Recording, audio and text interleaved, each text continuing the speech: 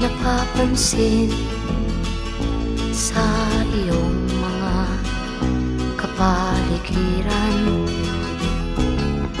Kay dumi na ng hangin, pati na ang mga ilog natin. Hindi nga masamang pag-unlad at malayo-layo na rin ang ating narating.